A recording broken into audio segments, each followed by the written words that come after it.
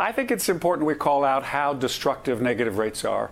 And I don't want to sound like a fearmonger, but let's remember the Great Depression in the 1930s really happened because of the toxic mix of tariffs and beggar-thy-neighbor currency devaluations. That's why the post-World War II regime, Bretton Woods, was about a general agreement on tariffs and fixed exchange rates. So it's the toxic mix of the two. Negative interest rates are just a screen that central banks are hiding behind to run beggar-thy-neighbor policies. It doesn't really work. It's a nice theory that it might stimulate domestic demand. It's not happening. It does not stimulate credit. The Japanese banking system and the European banking system is shriveling up in front of our eyes. It's lipstick on a pig of beggar-thy-neighbor currency devaluation.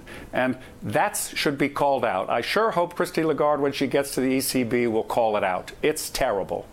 So, Peter, I mean, maybe behind closed doors, I don't know. She's pretty political. So, Peter, what do we do about that? Do we have to then, if we're in this kind of trade war scenario, it's not just the U.S. and China, it's the U.S. and Europe, it's the U.K. and Europe, it's going to be Japan and South Korea. If we're in this world, what do we do to get out of it?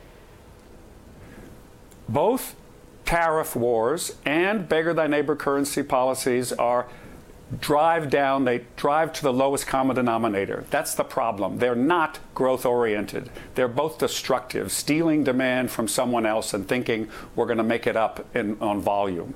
And so you've got to call back from that. You've got to call them out. I just think it's time we did that. It's not working to have negative rates and thinking people will consume more. Savings rates are going up in Sweden. And the economists there say, gee, despite the negative interest rates. No, because of the negative interest rates.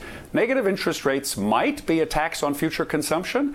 Actually, it's an income tax. Actually, people experience it as a tax on their income, and therefore, it slows the economy down. So we got to call this out. Central bankers have a taboo against capital controls, and they want to sort of pretend they're not running beggar-thy-neighbor policies. And negative rates looks like something virtuous, like you're solving the zero interest rate boundary, right, when really you're just hiding behind that.